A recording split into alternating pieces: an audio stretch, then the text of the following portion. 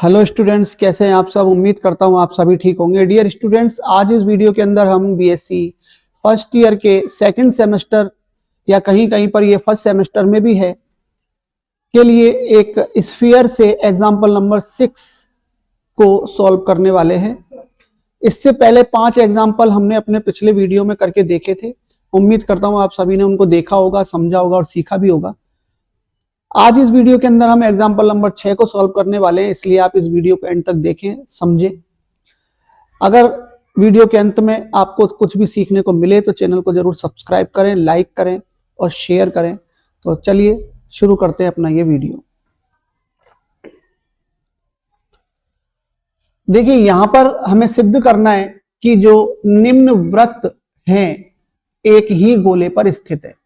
ये दो अलग अलग हमको वृत्त के समीकरण दे रखे। इन दोनों वृत्तों के लिए हमको सिद्ध करना है कि ये दोनों एक ही गोले हैं और उस गोले का समीकरण भी ज्ञात करना है। तो देखिए, वृत्त का समीकरण का मतलब होता है कि एक गोला और एक समतल, अगर इन दोनों को सम्मिलित रूप में लिखा जाए तो वो वृत्त कहलाता है। तो देखिए, यहां पर पहले गोला है और फिर समतल है, तो ये टोटल एक वृत्त हो गया। ऐसे ही नीचे भी एक वृत्त हो गया। तो हम क्या करेंगे कि इन वृत्तों से गुजरने वाले गोले का समीकरण निकालेंगे। पहले इसमें हम यहां पर इसको पहला वृत्त मान लेते हैं और इसको दूसरा वृत्त मान लेते हैं। तो अब माना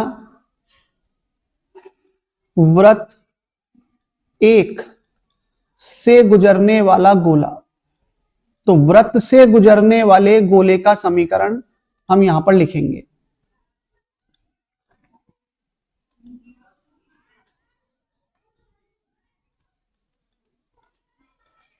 गुजरने वाले गोले का समीकरण,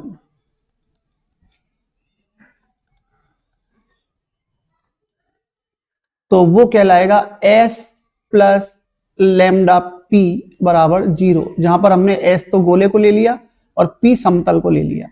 तो ये पहली इक्वेशन आ जाएगी गोले की, वो आएगी x square plus y square plus z square minus 2x plus 3y plus 4z minus का 5 प्लस के साथ लैम्डा लगा के समतल को जोड़ देंगे। 5y प्लस 6z प्लस 1 और इक्वल टू 0। और इसी तरीके से दूसरे वाले वृत्त से भी गुजरने वाले गोले का समीकरण हम लिख लेते हैं। पुनः वृत्त 2 से गुजरने वाले गोले का समीकरण,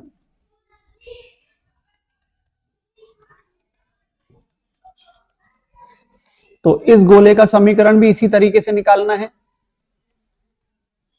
तो वो हो जाएगा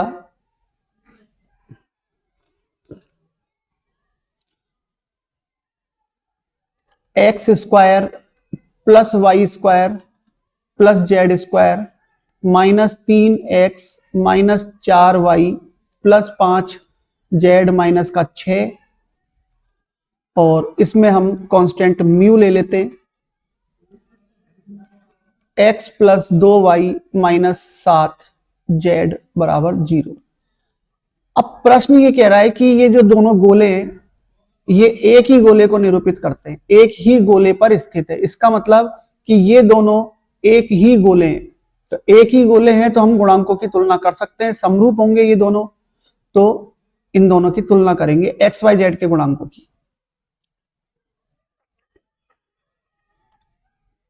यदि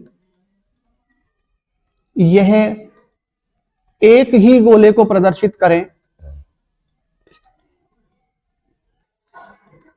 एक ही गोले को प्रदर्शित करे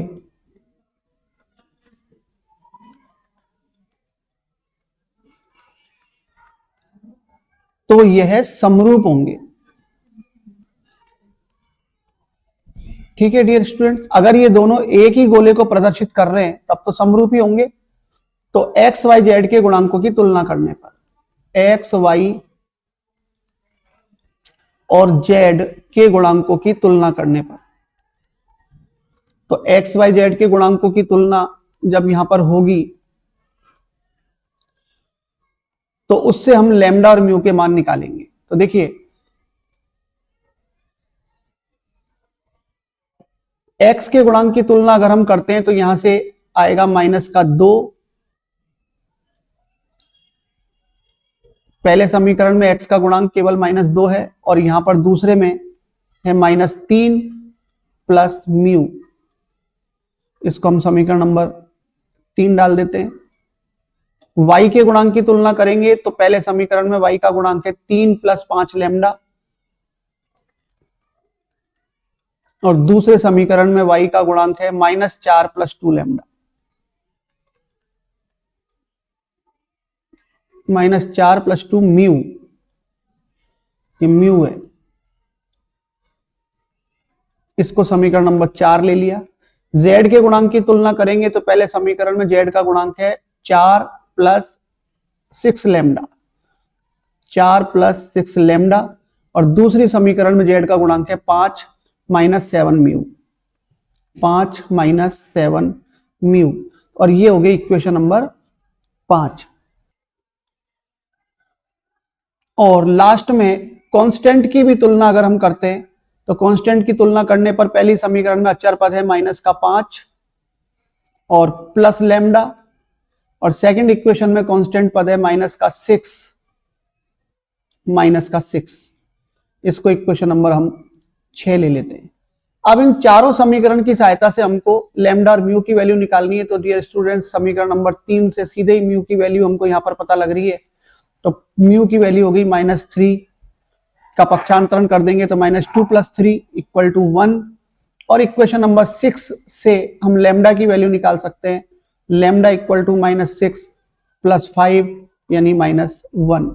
तो ये लैम्डा और म्यू के मान आ गए हमारे पास।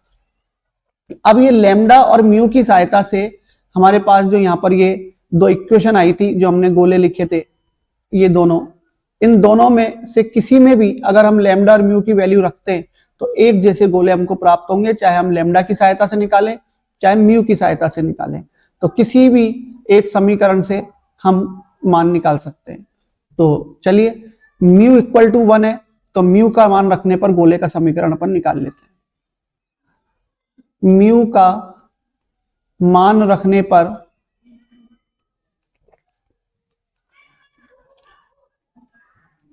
अभिष्ट गोले का समीकरण,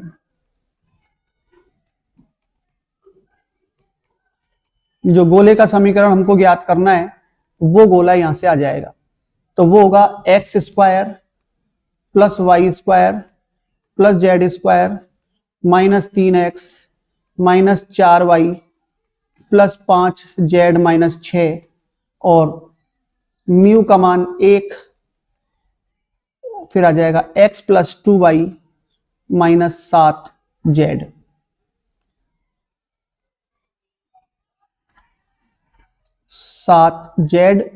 और =0। इसको और सिंप्लीफाई कर लेते हैं तो ये हो जाएगा यहां पर x² + y² + z²। देखिए माइनस का 3x और इधर से प्लस का x लेंगे तो माइनस का 2x रह गया। फिर माइनस के 4y में से 2y कैंसिल हो जाएगा तो माइनस का 2y रह जाएगा। 5z प्लस के हैं और यहां से माइनस का 7z है तो माइनस का 2z रह जाएगा और कांस्टेंट पद तो माइनस का 6 ही रहेगा और ये बराबर 0 हो जाएगा। तो ये वो उस गोले का समीकरण आ गया जो हमसे प्रश्न में पूछा है। दोनों वृत्तों से गुजरने वाले गोले अगर एक ही गोले को प्रदर्शित करते हैं तो उस गोले का समीकरण है ये, डियर स्टूडेंट्स। तो उम्मीद करता हूं सभी को ये प्रश्न समझ में आ गया होगा। अगर कोई डाउट रह जाता है या कोई प्रश्न किसी के दिमाग में हो तो वो कमेंट करके मुझे जरूर बताएं, तो मैं उसको आपको समझाऊंगा। अगर आपको इस वीडियो को देख करके कुछ सीखने को मिला हो तो चैनल को जरूर सब्सक्राइब करें, लाइक करें और शेयर करें ताकि और भी स्टूडेंट्स देख करके इसको कुछ सीखें। फिर मिलते हैं अगले वीडियो पर अगले एग्जाम्पल के साथ। Thank you.